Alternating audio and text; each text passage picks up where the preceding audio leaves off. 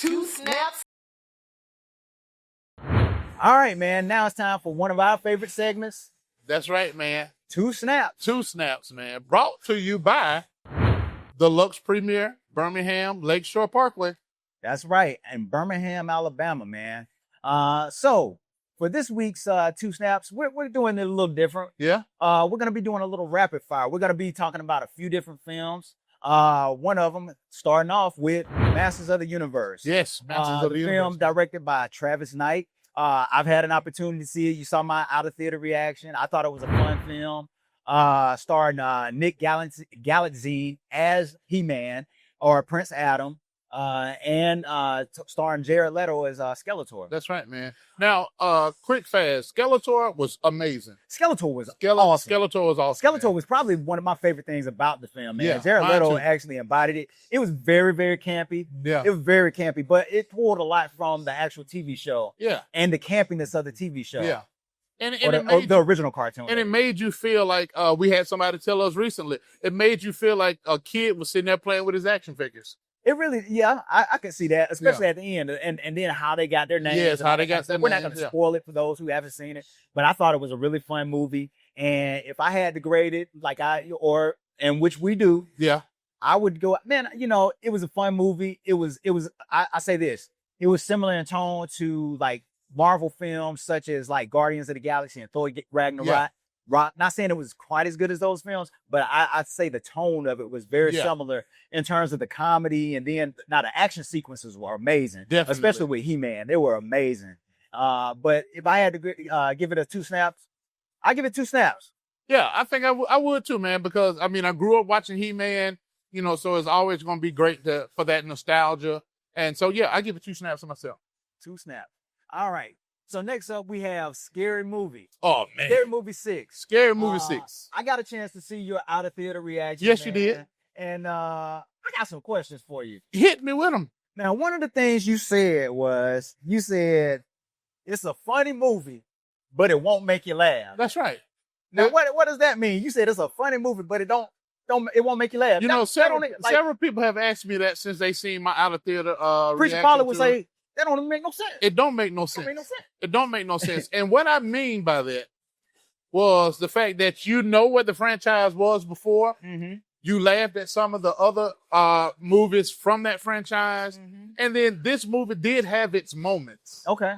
It had its moments where you would chuckle, not necessarily laugh. But I gave it a couple chuckles. I said, a couple times. When watching this movie. I had that little Roger moment from what was the name of the show? What's Happening? So I had my little Roger moment. That is funny. Yeah. That is funny. That was probably funnier than anything you saw in the movie, huh? Definitely. So what would you say? Like, what would you rate the film? I have not had an opportunity to see it, so I can't necessarily rate it. What I would rate it? But what would you rate it? What rating do you give it? Like based on two snaps? Based on two snaps? Ooh, I couldn't, not even a half a snap for me, bro. What? Not even a half a snap for me, bro. Man, you gave Happy Gilmore two snaps. I did, and I promise you, for everybody that saw our Happy Gilmore segment, Bruce said he would never watch it again. Ever. But I'm telling you, to me, because I did enjoy Happy Gilmore, I laughed more at Happy Gilmore than I did at Scary Movie 6. That's tough.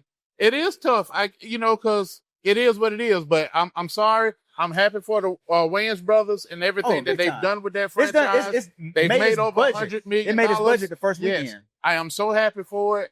I would have rather had that been a white chicks movie because I enjoyed white chicks. I would rather have been a white chicks movie than a scary movie. But you know what? Shout out to the Wayans Brothers because they have control over the Scary Movie franchise again. That's right. And I'm proud of them guys, so keep doing your thing. Now, one thing they did was funny to me. They made fun of the fact that they had not been in the franchise until, Scary Movie 6 came out. They went in 4 and 5 or whatever. Yeah. So, they made fun of that, and that was pretty cool. But, yeah, let's go on to the next one. All right, so next we're going to talk. You are funny, brother. That was probably funnier than anything you saw in the movie. Was again. But next up, we'll be talking about the Netflix series Nemesis. Oh, my God. The Courtney Kemp produced, who is also the creator of the Power series. That's right. Next We're talking about Nemesis, man. Starring Matthew Law. And man, a great cast. Great and, cast. Man, just talk about great it. Cast, man. You know, so you got Nemesis, which you have a police officer whose ex-partner was killed by a guy who he has been chasing for years, and he's finally found the guy who he believes did it or was responsible for it, and he's trying to, you know, gain the evidence to bring him down. But the dude he's very slick with it. He's very slick with it, man. Coltrane. Yeah, Coltrane, man. Coltrane was cold, man. Yeah. Like he's got this persona as an upstanding businessman, philanthropist. He's giving back to the community, and very well known. But he's doing all these jobs. Yeah, man. I mean, and that puts them in each other's crosshairs. Yeah. Man. So hence the name Nemesis. That's right. It was like what, 8 episodes, I believe. Got a chance to watch it and like started watching it and just kind of binge watching it. And it was awesome. That's right. Yeah, it was awesome to me, man. I can't wait to see season 2. Same here. Like I didn't know there was gonna be a season 2 until the end of the episode 8. But it was amazing, man. Yeah. So for me, if I had a rating for it, I'd give it 2 snaps. Me too. 2 snaps. All right. They're getting ready to get started with Bomb Cinema, but we got one more that we absolutely have to give a review for, and then we're gonna have to go deeper in this one later. Yeah, we got to go do this. But Steven Spielberg, Disclosure Day. Disclosure Day, man. I saw the movie, and when I tell you, I believe in aliens. Actually, I believe in them. I'm gonna say that right here and now. This movie right here, Steven Spielberg said it was closer to fact than fiction, and I believe it. You know what? I was so excited about this film, especially like when they were promoting it and seeing all the interviews come out. Emily Blunt was amazing in the film. The entire cast, Coleman Domingo was amazing. Like I said, the entire cast was great.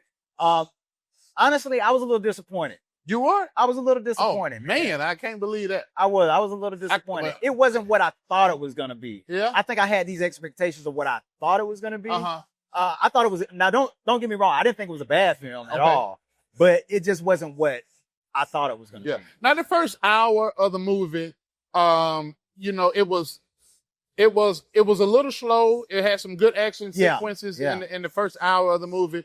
But then when the two main characters got together, that's when the movie opened up into a whole totally different thing, man. And that second half of the movie with them together was amazing. Yeah, and I'll say the ending was a little, it didn't really do it for me. It didn't? Well, let me take that back. The way that they set it up for the end, yes, I loved all of that. But then just the way that it kind of ended, And I'm going to tell you this. For me, the way the film ended was more of letting people know that, again, like Spielberg said, this is more fact than fiction. Okay. Take it for what it is. The very last word of the movie, the camera pulls right in on her face and she says, listen. I mean, that right there, I'm telling you. And even the way the news reporter, that was great. The way was great because it was like in real time. Everything was happening in real time, and you were getting her genuine emotion. Yeah, you were getting her genuine emotion, and with that being about movie, what it would look like if these things came to fruition. Yes. You know, and I mean, man, it makes you really, really think, especially with all the stuff that the government is putting out there right now. And then they just released a third batch of UFO information out there. So, I mean, take it for what it is. And they keep saying that, you know, like our minds will be blown and we won't be able to handle whatever this information is that they're holding and they haven't released yet. So, I don't know. But, yeah, I did enjoy the film. I'm not going to say that I did not enjoy the film. Yeah. But I give it 1.5 snaps. I definitely give it 2 snaps. Yeah. I know we're going to go deeper in another episode on this. But, hey... I respect that. I respect that. I thought it was great, but you know, I was just a little disappointed. Yeah, that's all. I get still Spielberg is the GOAT no matter what. So he's the GOAT.